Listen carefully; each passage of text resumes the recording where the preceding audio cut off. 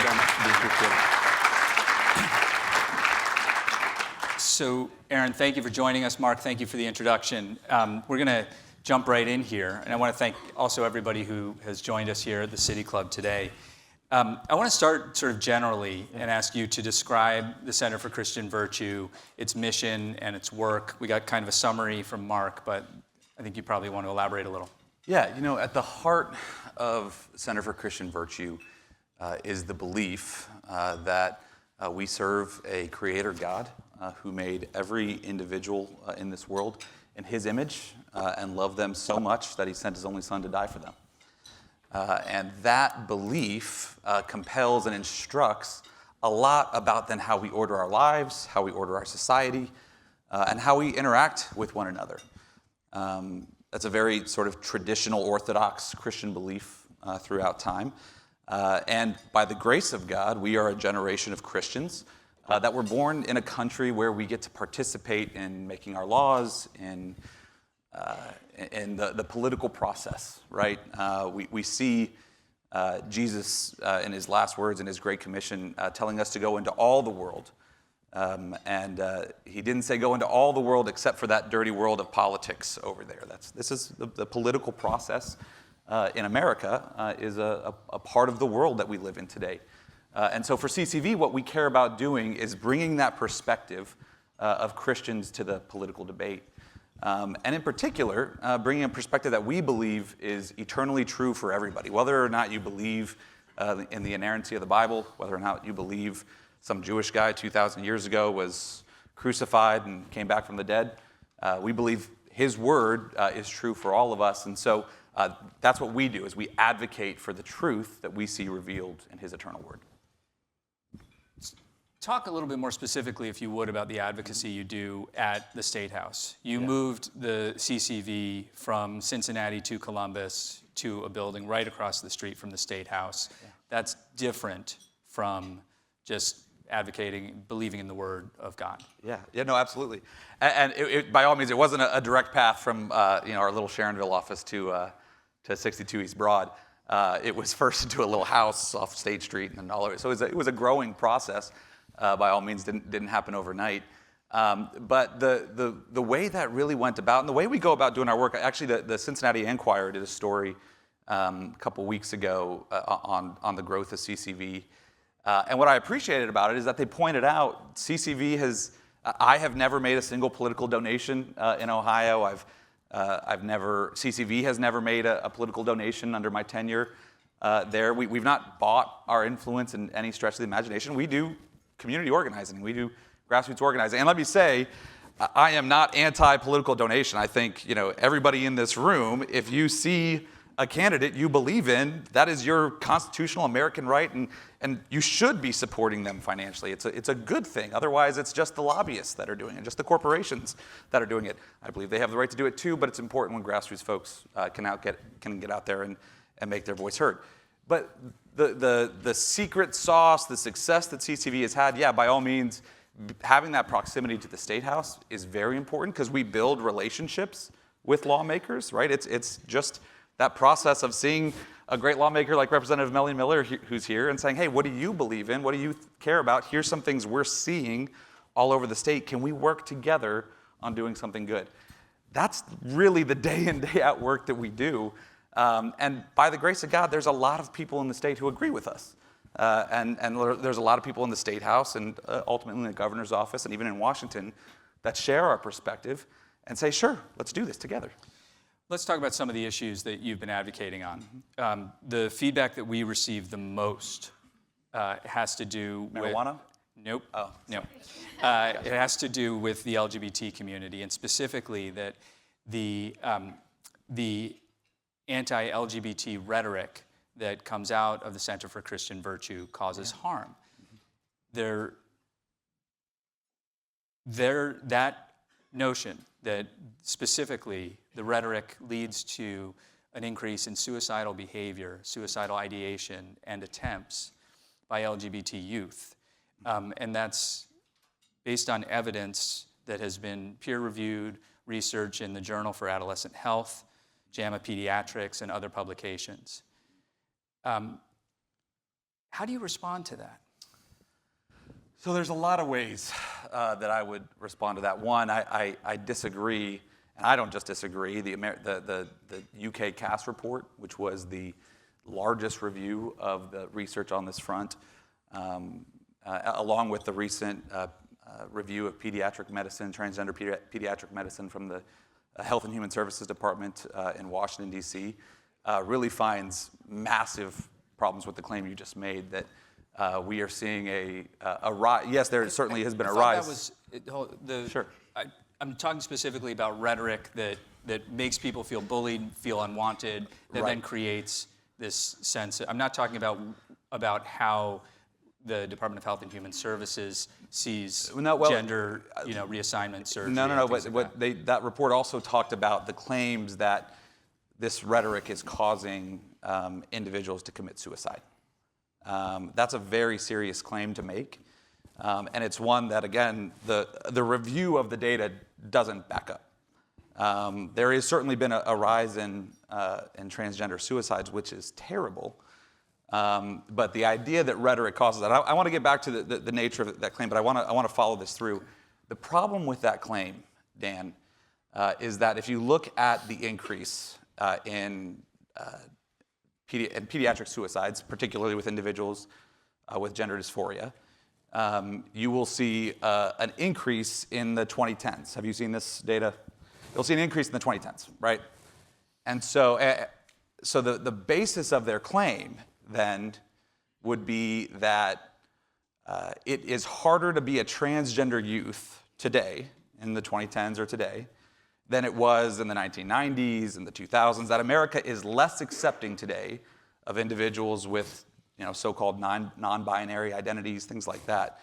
And that is, I think, fundamentally untrue. I think everybody here most folks in the room probably didn't know what a preferred pronoun was before 2015. And at the same time, what did come online then in the 2010s, right? You see the rise of pediatric gender clinics, right? All over the country. You saw these clinics at Cleveland Clinic, at Nationwide Children's, at Cincinnati Children's pop up. And it was when these clinics started coming on and we started injecting children with dangerous cross-sex hormones on procedures that WPATH, the leading transgender medical organization in the world, has said, yeah, we were kind of winging it with these procedures. That's when you see the rise of these things. And actually, what the recent report from Health and Human Services has said is that there is all of these children, there is no direct evidence that shows that the suicides related to these individuals, these kids who have committed suicide, is directly related to their gender dysphoria, because all of them have other comorbidities, anxiety, depression, things that typically we know can lead to suicide. So the claims that are advocacy... Let me ask you this, though. Does the rhetoric help? So what the rhetoric is doing, yes, I believe the rhetoric helps, because what actually is healthy for these kids is for them to never go down this path in the first place. The reality is these children, their parents, are being bullied and pressured into something that is a biological and medical impossibility. And us pulling punches on something when children are being sterilized for life and children are being harmed irreparably is not loving them. It is, no child was ever born in the wrong body. Telling a child you were born in the wrong body is a heinous act. And it's, whose body were they supposed to be born in, Dan? That's the fundamental question with this language that we use that is nonsensical. So I suspect there's going to be a number of questions in the second half of the program. I'm looking forward to them. About that. And I know you guys work on a lot of other issues as well, so I don't want to spend too much time focused on that. But do you think that as one of the leading advocacy organizations in the state of Ohio, or perhaps the leading advocacy, one of the most influential advocacy organizations in the state of Ohio, you bear a special responsibility to use rhetoric that is more inclusive and less prone to at least even being perceived as harmful? The reality is, if we are silent on massive harm that's being done to children, we are being derelict in our duty.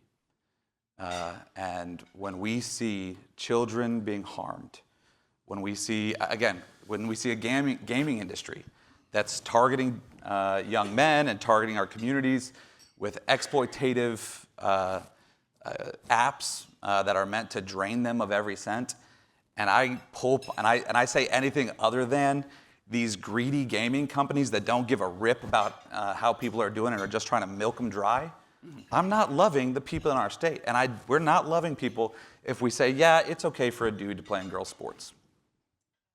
So when that kind of language, though, like, you recognize that kind of language is what people in the LGBT community find most inflammatory and most offensive. It doesn't make it any less true. And actually, Dan, when we veil our language in political correctness and we play around with these ideas that are ultimately leading to children being sterilized for life, to 16-year-old girls having their breasts chopped off, and boys having their penis removed. Hold. What? Wait a minute. I'm sorry. What?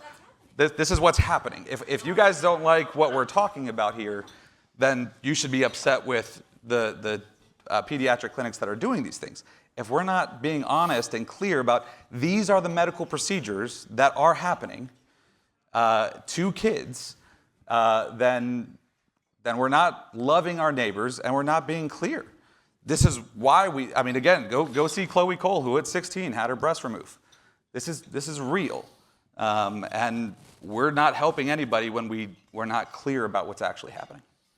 Okay. There's, as I said, there's a lot of other issues that CCV works on. I know there's going to be more questions about this in the second half of the program. Let's talk about public education. Yeah. It's an area where I think CCV has had a lot of impact. You said on your podcast, we have to tear down this public education system. Yes. Why? Because the system is fundamentally broken and it's no longer focused on educating children. It's focused on employing adults and pushing ideology. If you look at the numbers that we spend on education today is shocking, right? Our spending adjusted for inflation has gone through the roof in public education, and our results are getting worse, Dan.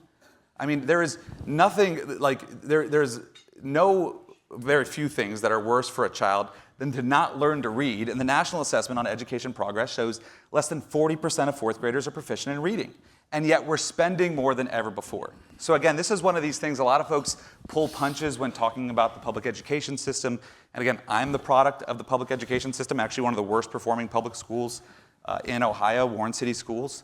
But us talking nicely about the system that we have today to make a number of adults feel better about themselves because they don't want to hear that, hey, what they're doing is failing and kids are suffering, is not helping anybody. But I guess what I'm asking is, you say tear down the public education system, Yes. which at the end of that, there's no public education system. No, so what do you mean?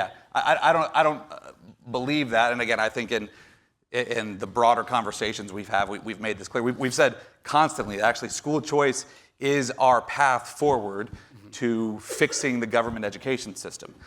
Because it brings competition to the space. It gives parents the opportunity. Again, this is an organization that believes in diversity, and the idea that we're going to force every child into a monolith education system is a bad idea, and we see it playing out poorly. And there's great data. University of Arkansas did a great study on how school choice programs actually improve the outcomes in public education. Because as families have choice, those families there can say they bring competitive forces to bear on a government school that's failing and not meeting their needs. So that may be true in well-resourced communities that have access to alternatives. A lot of Ohio, you've got one school district, and it's a rural school district, and there aren't access to alternatives. And that's a shame, and that's the type of system we need to tear down and build something up. So there's lots more opportunities there. Let's keep that public school there. Let's get some charter schools there. Let's get some Christian schools there. Realistically, in rural communities, farming communities, there aren't the resources, there aren't the demographics, there aren't the population to support alternatives to the existing school that is there. That's fundamentally not true, Dan. There would be if we think of school differently, right? We've shown at CCV, we've launched 15 Christian schools in the last 3 years alone.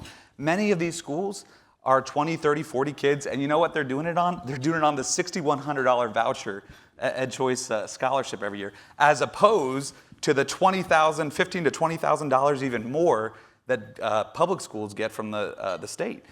We don't have to push every kid into a massive public school. And you know what is? And this is where we get really hard on the body of Christ, is we look at those rural communities and we say, hey, there is a church all over the place here that you guys poured millions of dollars in to build this great sanctuary and a gym and these great Sunday school classrooms, and this building is empty 6 days a week. There's nothing going on there for the most part, except for maybe a few nighttime activities. And there's kids in your community who are suffering and are never learning to read, which means they can't access that for themselves the eternal Word of God, right? So they're looking for hope. They're looking for a future. And the book that tells them that they are worth something and God loves them dearly, they can't even read themselves because the government school system there is failing. This is why, Dan, we say we need to destroy the system we have right now because it is fundamentally failing too many kids, and we need to intervene. I want to ask you, shift gears for a second, ask you where your views differ from mainstream Republican views, because I know there are a few places where they do. I know marijuana and the removing of marijuana from Schedule 1 is an issue that you've raised your voice on. Talk about where you diverge. Yeah, I think broadly on marijuana is a great example of that. I think on, obviously, gaming is an area we see is incredibly exploitative. Again, you look at things like the lottery. We can't even talk about the lottery in the State House today because it brings in so much money for the state. But it fundamentally is a scheme. It's consumer fraud, exploiting people for the opportunity. You know, you can't win if you don't play. And where do all these lottery tickets get sold? They get sold in East Cleveland. They don't get sold in Hudson, right? And fundamentally, and what we do then is we say we're going to exploit these poor folks in Warren City and Youngstown and all these places to play a game they can't win, and then we take that money to fund Olentangy schools, right? The wealthy school districts and things like it. So those are things that we separate from a lot of Republicans. I'll say as well, more and more, we see ourselves separating from mainstream from a lot of Republicans on things like AI. AI is coming. It's something we need to be leveraging and using and being aware of. But there are massive implications for human dignity. There's massive implications for even what does it mean to be a human today that we have concerns about. When you hear folks like Elon or Ted Cruz, who I probably agree with Ted Cruz on 90 to 95% of the issues, saying we need a 10-year moratorium on AI regulation in the states, that's a terrible idea. Actually, right now, we need states being innovative on AI regulation so that we can figure out what's the best way of going about leveraging this incredible tool that, I mean, even if you really listen to Sam Altman and his conversations, he doesn't even really know where this is all going to go. And you know, the implications that has for our workforce, the implications that has for our children, for the elderly, oh, goodness me, are massive. And so those areas, and then, you know, again, like Mike DeWine vetoed the SAFE Act, right? The ban on transgender medicine on kids. And so, you know, we don't always agree with even our friends here. The cell phone ban in public schools, something that you advocated for, something that I think had probably a very broad coalition of support. Can you talk a little bit about how the advocacy that went into that? It seemed to happen very fast. Yeah. Well, and that's, I'll just say, this is one of these things that I think technology in the classroom, and I know we have some good narrative podcast listeners here. We just had a really good interview last week with a Harvard professor on tech in the classroom. And it's one of these areas that we have just experimented on a generation of students in a terrible way, and it was all just because, I mean, the well-intentioned folks were saying, well, it's every kid needs the opportunity for this technology. It's the technology for the future. The real play was you had companies like Google who just saw, hey, this is a great market here if we can put one of our Chromebooks in every classroom and get kids signed up at the age of 9 for a Google account. We can put everybody on a tablet and a Google Chromebook and a cell phone. And they need these things because you and I We use our cell phones and our tablets and our laptops every day, so we have to train these kids up on these things when there was no data showing this was actually good for kids. So, the cell phone ban, that's an easy one where you could go to a school and say, hey, I can improve your test results by at least 15%, and you don't have to spend a dime. All you have to do is keep phones out of the classroom from bell to bell. And yeah, that first year is going to be hell. It's going to be awful. It's not going to be fun. But after that, you see everything. And actually, I was talking to a school administrator or a teacher the other day, and she told us how after the Christmas break, she asked her kids, hey, what are your New Year's goals? What are things you want to do? And of the 60 kids, she said almost every single one of them said, I want to doom scroll less. Mm-hmm. I want to be on my phone less. I want to be on social media less. All of us here know the tug of social media and phones and the distracting nature of these things. And so, things like the cell phone ban were great. I want to see the state move to paper testing. That's another thing. Taking a test on paper as opposed to a tablet or a screen, you see far better results. We learn better on paper than on screens. This one-to-one computer-to-child experiment that we're doing on children today is a disaster. And actually, the guy we just had on the podcast, Jared Horvath, Dr. Jared Horvath, said Gen Z is the first generation in American history that's doing worse academically than the previous generation. Which doesn't make sense because we are the most affluent and we have more technology and we have you and I literally have every book that we had in our school in our pockets right now, and yet we're doing worse. And it's because of the tech. And so there's things like that we see as big opportunities for us to help kids. We're going to move to audience questions in a second. But before we do, I wonder if you could talk about what's on the agenda for the coming years. What are your highest legislative priorities? Yeah, I think the biggest thing right now, and it's hard to call this a legislative priority, because it in and of itself is not a first and foremost policy issue, but this area is at the root and at the core of all of the policy problems we face today, and that's the decline of marriage and the collapse of family. You see today in Ohio, 53% of kids are raised in households without a married mom and dad.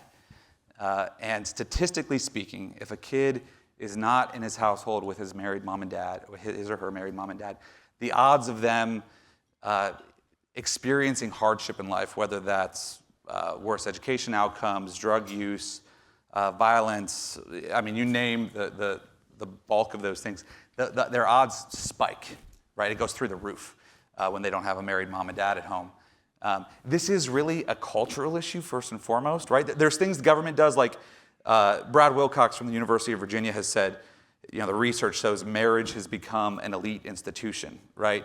And that's in part because of some government policies. Like I'm sure a lot of folks who are in the room are aware of what's called the benefits cliff. So if you have two individuals who are on SNAP or on Medicaid or on housing subsidies, if they get married, they get significantly less money on those programs. So the government is actually incentivizing them to make decisions that are more harmful for their well-being ultimately, more harmful for their ability to earn more money long-term, and really more harmful for the children they might produce. So there's things like that on the policy front we want to deal with. And then there's, like I said, there's more broader cultural issues. This is something we work with churches on, right? So a lot of the things we do are in the community. There's some data that shows 85% of churches spend $0 anymore on marriage and family ministry. And why have we walked away from one of the greatest gifts of God, of marriage and family? And so we want to be encouraging that. Beyond that, we mentioned some of these things. We are concerned about what this technology and AI are going to do to the next generation. We want to see responsible and ethical approaches to it. There's continuing education reform that needs done.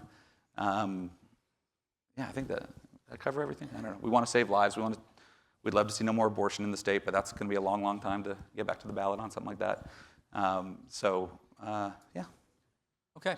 We're going to move to audience questions now. If you're just joining us on the radio, I'm Dan Moulthrop, CEO of the City Club of Cleveland. We're joined by Aaron Baer. He's president and CEO of the Center for Christian Virtue. If you have a question that you'd like to text, you can text it to 330-541-5794. The number again is 330-541-5794. And we're going to start with our first question now. Thank you. Good afternoon. We've had a number of text questions come in, and this is one of them. President Trump has had multiple marriages. Infidelity in each of them bears false witness on almost a daily basis and has actively attacked marginalized communities for years. How do you square his daily behaviors with those preached by Christ? And is there anything he has said or done that troubles you as a Christian and Christian Voice in Ohio? Yeah, absolutely. Thank you for this is such an important question for really understanding where we're coming from. So I want to get to the things that President Trump has done that troubled us, because he did something even yesterday that troubled us, and we are speaking out against. But we have to understand that the way we view these issues, the way we view elections, right, is we are a government of the people, by the people, for the people, right? And so the question in our political debate today is, where does the buck stop in American politics about how we decide the direction we should go, right? And again, a lot of times we think it's the president, or we think it's the Supreme Court, or we think it's the governor or the legislature or things like that. It's not, it's us, right? So we are the ones that our vote and who we put in office, they are the people that are our tools to enact policy that we agree with, right? So when we get to an election time, we have to look at what is the most effective tool for enacting righteous and good public policy, righteous and good laws of the land. And that will do the most good and do the least harm, right? That's the question. Every time we go to the ballot boxes, which one of these people that I can vote for is going to do the most good and going to do the least harm? Again, none of us, until Jesus Christ is on the ballot, none of us are ever going to pick a perfect candidate, but a lot of times we're put in difficult situations. This doesn't mean that personal character, personal morality doesn't matter. It does matter. It's massively important.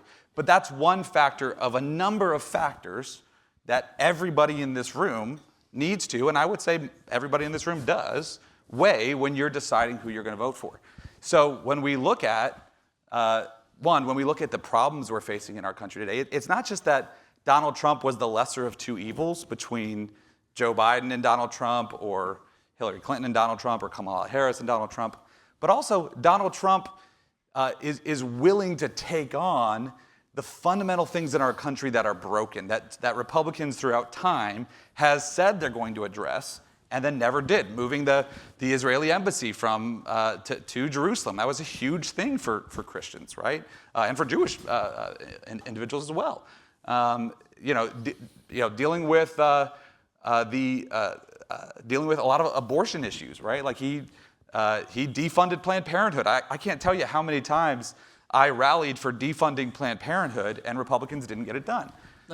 Sure. I'm just going to interrupt for a second and ask you to answer the specifics of the question, though, I think I was. Where do you? Yeah. What troubles you about Donald Trump, and how do you see past that? Yeah. So I think you've answered how you see past it. Yeah. So all of the things she just said, his infidelities, his lying, his brashness, I don't love any of that, right? And I've said those things as much. And I don't love, he's trying to push right now. There's a huge debate over whether we should extend the Obamacare subsidies.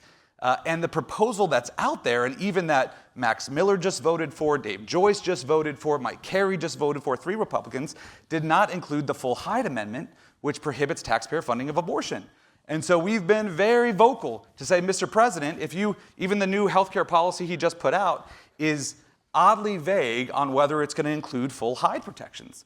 And so we're calling him out. I mean, like you mentioned. He did say you've got to be flexible on Hyde. Exactly, and we're not happy with that. And we've said as much to him and his administration and our senators. We have an action alert out there right now saying, hey, Bernie Moreno, John Husted, you've been strong pro-life champions. Please make sure. I don't think the Obamacare subsidies should pass either way. But if you are going to do it, it at least needs to have full Hyde. Yeah. Okay, let's get our next question. I want to focus on what I think is the fundamental paradox in your rhetoric. For example, you claim that you are an advocate of educational choice and obviously of religious freedom, but the schools you are seeking to fund with public dollars will only be open to born-again Christians, which means people who don't share your religious beliefs will not be able to use those choices. Oh, I'm not done yet. Fundamentally, you sit here wanting to have your First Amendment right to spew all sorts of things that people would claim are untruths, starting with a statement you made in your podcast that the LGBT community wanted this forum to be canceled. Nobody ever said that, but you said it anyway. So, you're sitting here wanting your First Amendment rights, but then you also advocate that anything that has LGBTQ in it in any public school, university, or library must be censored.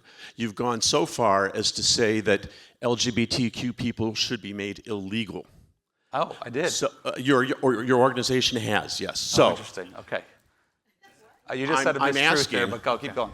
I don't understand the logic, if there is any, of on one hand saying there are rights that all Americans espouse and have a right to, including you, but then you get to choose what rights those other Americans get to exercise. Yeah. So could you explain, am I wrong on that, or is that your advocacy? Yeah.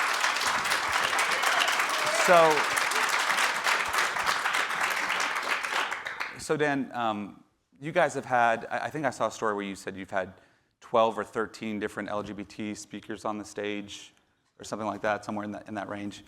How many times did CCV or any of our folks ever reach out to you and call you to cancel on, or call you to say you need to have somebody else on stage with them? Didn't happen. Never happened.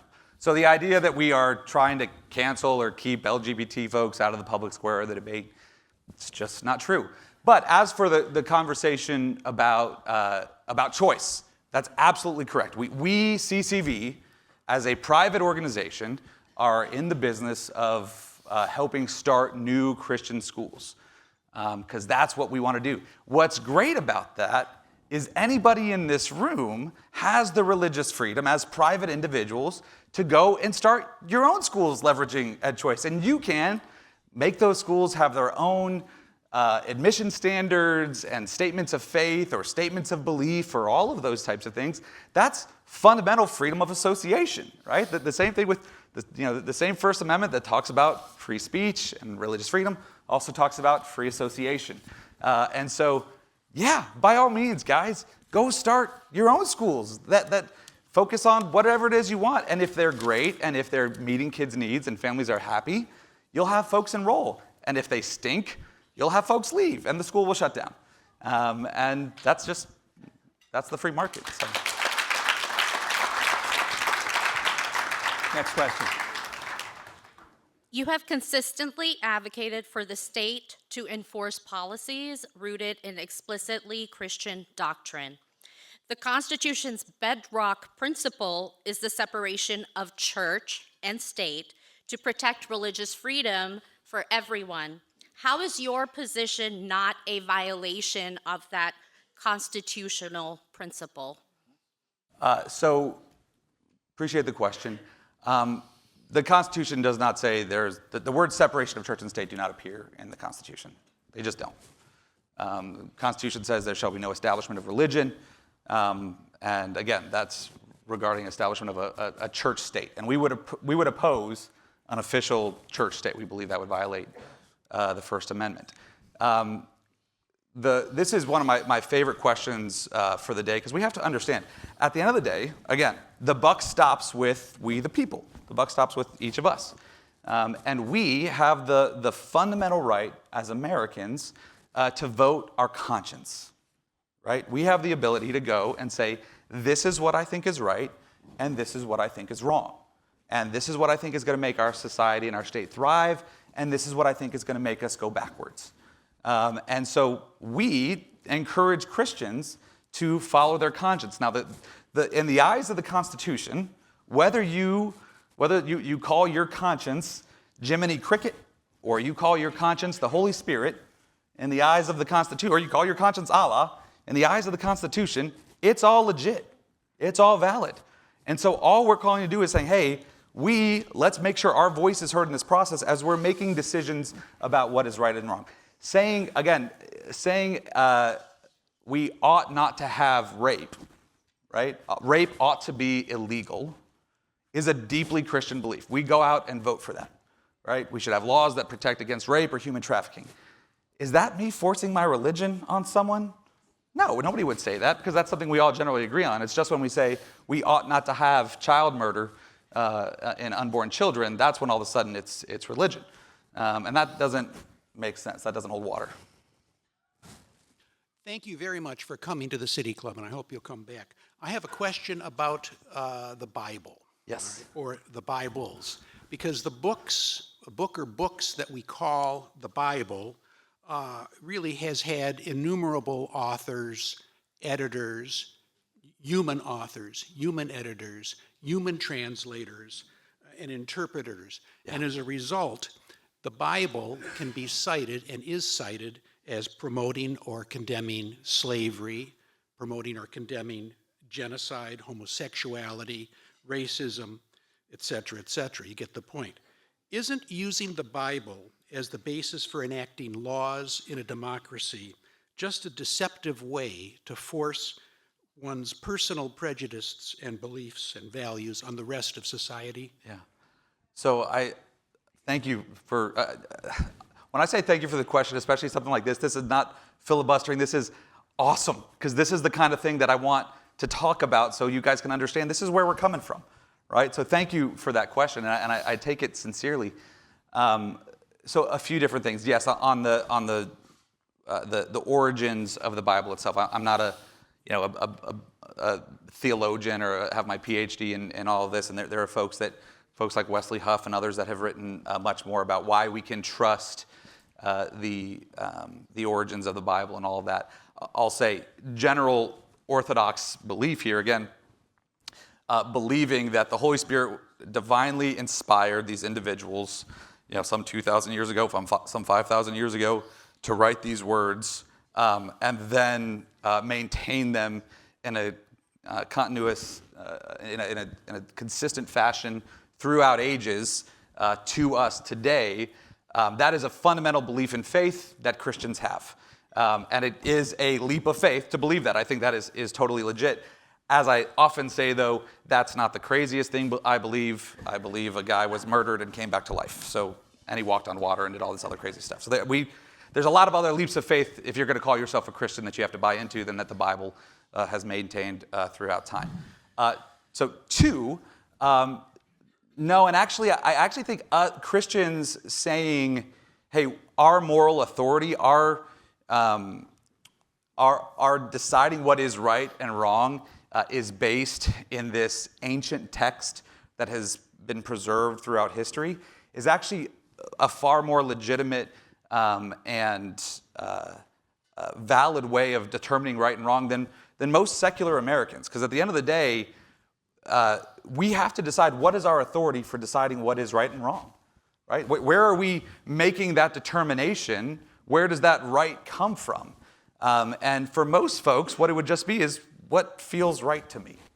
And for Christians, we're saying, hey, this ancient text, interpreted as it has been pretty consistently throughout these last several millennia, is how we make these determinations, and that's why we do that. You'd acknowledge, though, there are pastors in the audience who would have a completely different interpretation of various biblical texts than you do. 100%. I think they would have to acknowledge that their beliefs are far more outside of the historical interpretation of these texts than the one that CCB takes, right? So there might be debate on that. If they're going to disagree with it, that doesn't make it any less factually true, just like men can't get pregnant, but yeah. Our next question, please. My question for you is, the Muslims have been on American soil since Columbus, and yet you do not expect them to be part of society. And your philosophy that it should be all Christian nation is totally opposite of when you say you're for diversity.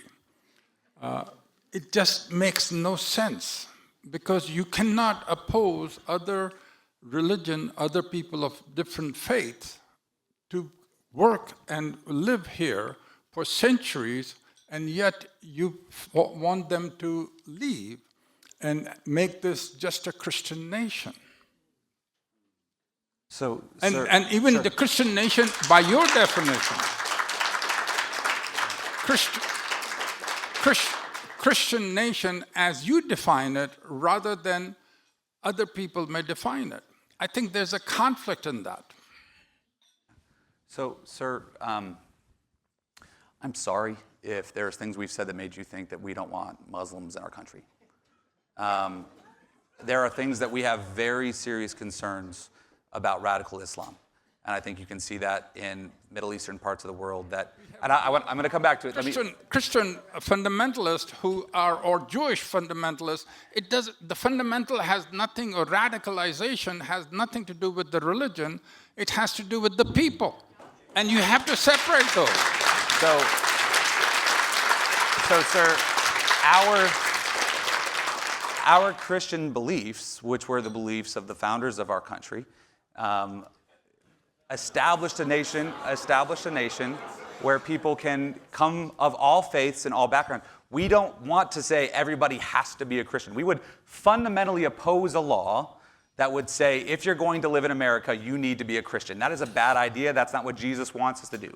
We want the ability to proclaim and live out the goodness of Jesus Christ, and have the ability to persuade and tell people he is the way, the truth, and the life, right? But we would oppose a law that says you need to convert to Christianity, or anybody needs to convert to Christianity. And I would say Christianity on the whole, even a broadly Christian culture, which is fundamentally what we still have in America. Our laws are still fundamentally based off of Orthodox Christian beliefs, has allowed more people to thrive from more diverse backgrounds and more diverse religions than any country in world history. This is what Christianity does. Whether or not somebody wants to believe in Christianity or not, it is a great thing that our nation was founded on Christian principles, because it has allowed people from all types of different backgrounds and beliefs to thrive, and that's what we want to see continue. Thank you. Next question, sir. Welcome to Cleveland. A lot of people don't know, but Cleveland has honored a transsexual for many years. We built a rec center called the Stella Walsh Recreation Center. He won 3 gold medals as a female, but when he died, they said there was no female genitalia, so he was a man. My question, listening to the Supreme Court this week, is wouldn't it be better to have a third category? Transsexuals competing against transsexuals in sports, men competing against men, and women competing against women. Listen, if somebody wanted to create a third category, that's fine. I think what our priority is, like we saw in the Supreme Court, is primarily keeping biological males out of female sports to ensure fundamental fairness in that, and identify the reality that there are 2 sexes. And so, again, I think there's been conversation about that, and it's not been something we've really weighed in on.